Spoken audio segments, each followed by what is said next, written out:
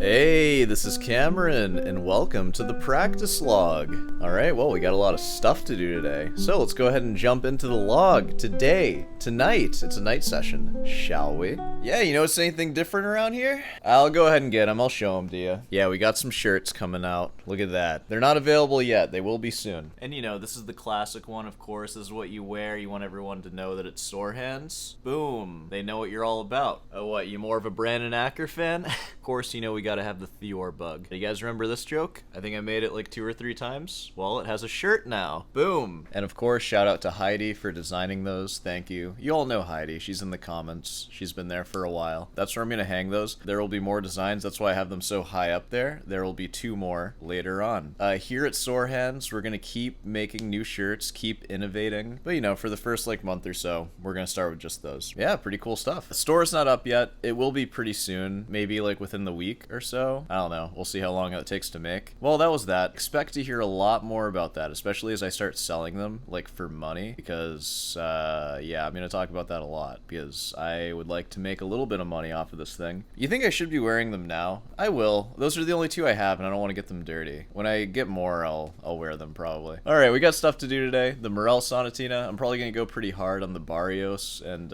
maybe try to get a little further into Recuerdos. We'll see where we're at. And, you know, keeping up with the Morel. That's, the name of the game. Well, we can go ahead and go to the piano bench. So, I'll see you there. We are indeed back to it. So, I already said everything that I'm gonna do. My battery's on 0%. That sucks. Let me go charge this up. Alright, well, because I don't have my sheet music, I guess I'm gonna work on Recuerdos first, perhaps? Maybe some technique. Let's go ahead and get to it. I will go get my arm sleeve now. I will see you on the other side.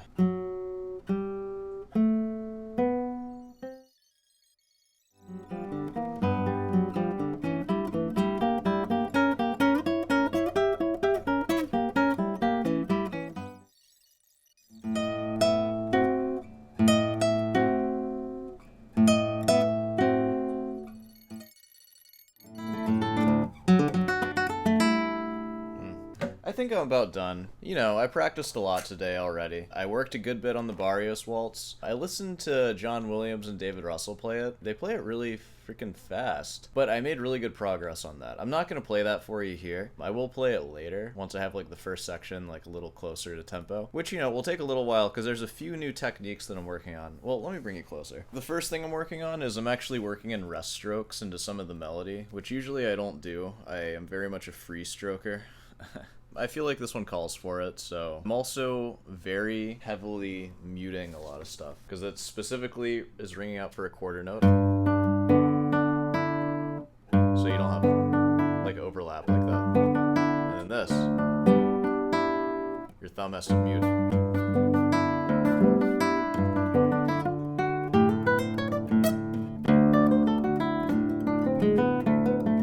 Yeah, so you know, I'm working on that. I'm not going to play that. I think I'm going to play the Morel Sonatina Movement 3, because I remember that going okay earlier, so I'm going to give that a shot.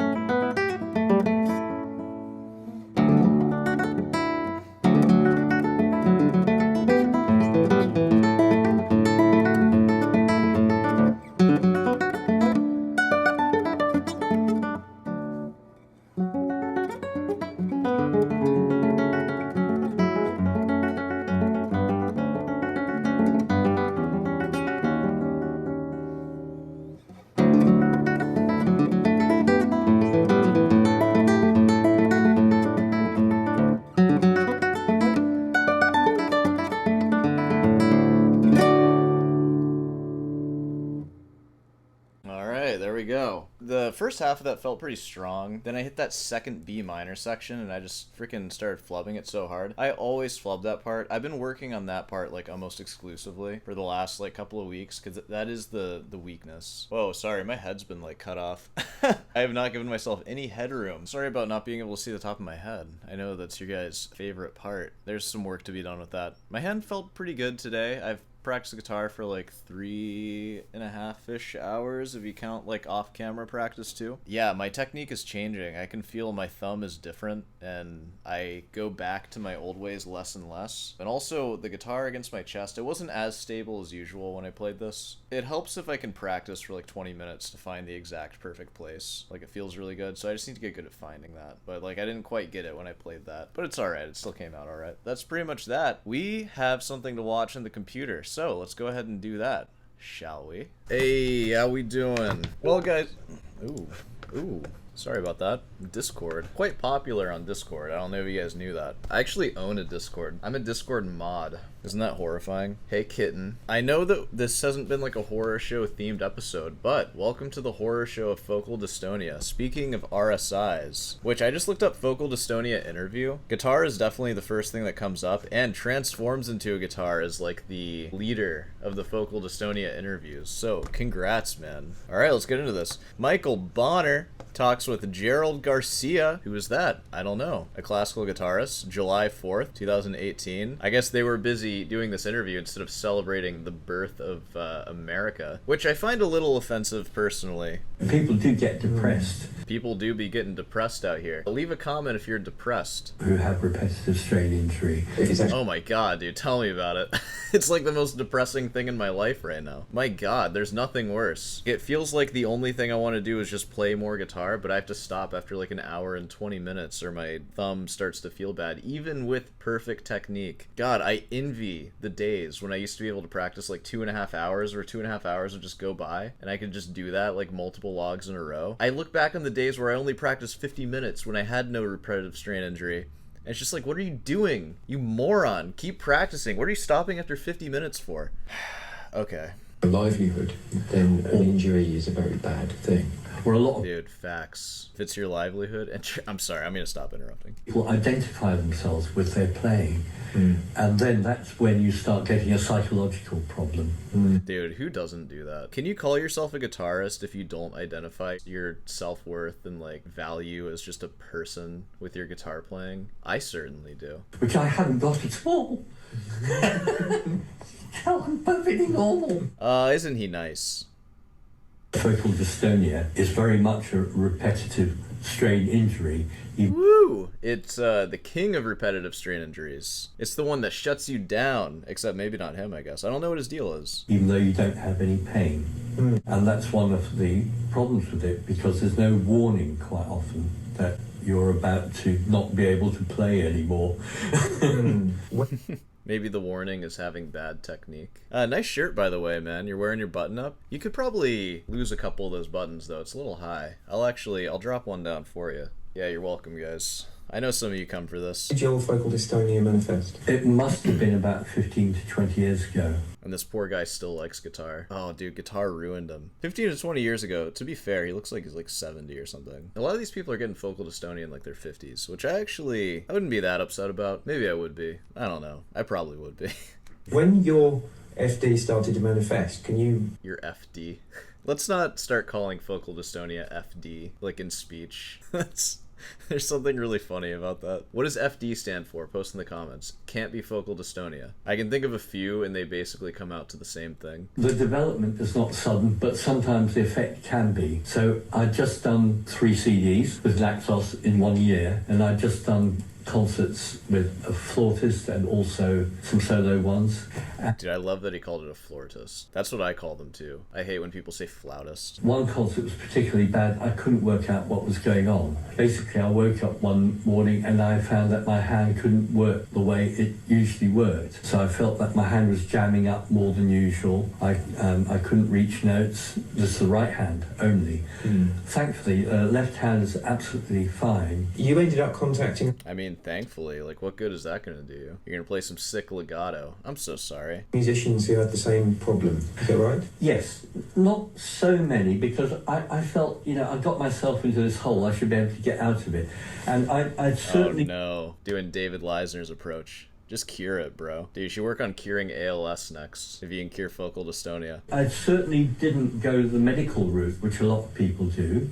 What other route did you go, man? You just go to church a whole bunch? Did you take some ayahuasca? And having various things like Botox, which actually releases something in the muscles, helps you to some extent.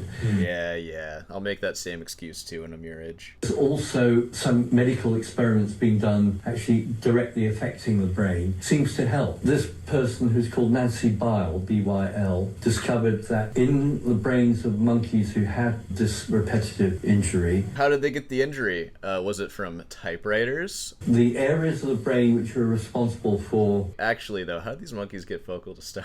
What did they do to them? What were the monkeys doing? Oh my god. ...of the separate digits became somewhat blurred. In other words, instead of having a separate area for each movement, for each finger, they kind of merged a bit with repetition, which means that your brain kind of combines or chunks, if you like, a lot of the movements together. So you don't think any more of separate movements. It's one movement, which is not necessarily a bad thing, but it can affect the way your hand relaxes. If it does that and you don't relax afterwards, you get stuck in that position and you sort of tend to lose the fine control over the fingers. This is actually freaking me out now. Oh my god. I feel like my hand's really good at relaxing, like, after I play. Because this is my relaxed hand. Like, obviously my wrist is still a little rigid, but, ooh, I don't know. When I'm doing tremolo, do I ever really relax? Oh my god. I hope you guys are getting scared too. The problem might come is if you... He's doing the same knuckle thing as me. Yeah.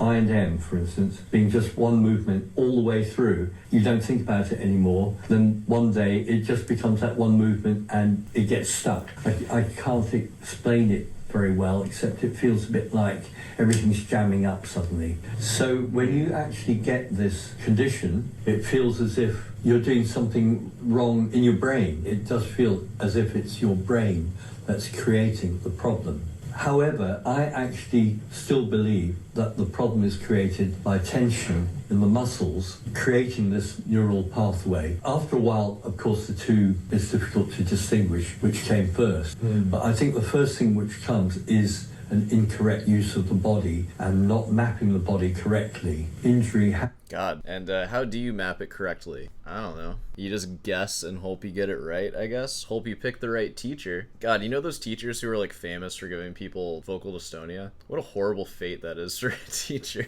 I've known at least one professor like that. It's so shameful. My god, that sucks. Because you're not aware of what you're doing, of what your body's doing. Nobody wants to be injured on purpose. Hey, don't say nobody. I don't know where I'm going with that, sorry. So it usually comes about because you're actually doing something else other than what you think you're doing. So you're not aware of your body to the extent that you can correct it. Very often we depend on the body to tell us through pain. However, if it's got to do with subtle movements, it's difficult sometimes to get that signal. And in fact, I didn't get any signal of pain at all. It was just an inability to move the way I used to. Hey, and that's good for everybody listening too. If your teacher ever said something about your technique, they're like, I think you should change this is going to cause issues in the future, and you're like, well, it's not hurting me now, doesn't matter, you should probably still listen to them. You're paying them for lessons after all. Maybe, like, take their advice. That goes for all of you in university. Listen to what your teachers say. God, I mean, I think back on my lessons, I feel like there was so much stuff I was so arrogant about. This is how I do it, though. This is my way of doing it. It's like, shut up. Just listen to me, please. You know, god, this button is really low. I'm sorry guys, I'll button one up. If you want me to keep this button, dislike the video. and if you want me to go one down, you should like the video, just so I can see the ratio. Yeah, be sure to do that. Yeah, sorry about that. I'm more speaking to myself with that rant. You know, you should have scrutiny with stuff that your teacher says, of course, but there are certain things. I just think back on times where it's like, man, I should have listened to some stuff. It's good because I feel well prepared now to listen to my next teacher. PSA to you all, listen to your teacher. Or at least consider what they're saying if they say something. They're probably saying it because it's important. All right, moving I on. realise now that when I could really play, I was actually spending an awful lot of time playing the guitar. But it didn't seem like a lot of time because I was having fun, discovering, enjoying it. Unfortunately, I wasn't actually doing it in quite the right way and not being completely aware of what I was doing. I think you can be too aware as well, actually, and not trust in your instinct. Oh god, well there's just no hope for us, huh? We have to find like that middle awareness too. We're all gonna get focal dystonia. You think you can navigate this? That's another big question. I don't know, where does it stop? And for a recovering dystonic, I mean, I think it's really important to be completely aware of what everything's you're feeling that's going on. Again, it's very hard to do because we want to play music. If you're a natural player or you've been able to do things easily, then perhaps it's not a good idea to be completely aware because that can jam you up as well. It's like, asking the centipede which leg comes first. Right. Yeah, man. Sure. I mean, the front one, right? Whatever. Okay, we're 7-ish minutes in, so let's end it here. I'm tired. I'm ready to go to bed. All right, well, I'll see you in the outro. Hey, well, if you made it this far, be sure to subscribe and leave a like. And yeah, hey, want some guitar lessons? I'll teach you how to be not super aware, not unaware, but somewhere in the middle, and maybe you won't develop a horrifying disease. I'm not famous for giving students that disease as of today. I'm also too young to be famous for that. It usually happens when you're older, because it takes a long time. It's a slow thing, focal dystonia. The onset could be happening right now, and you won't even know for like another, God knows how long. That's true for a lot of diseases too. A lot of horrible diseases start off just as nothing, just a whisper, something you put off for months. Just never even realize it. So my email's in the description. You can email me there for lessons, of course. Hey, got any comments about anything? You leave a comment and then I will answer it in the chair. And that is how this relationship works. I think it's about time for me to go to bed or do something else that's not this. So, I'll see you tomorrow.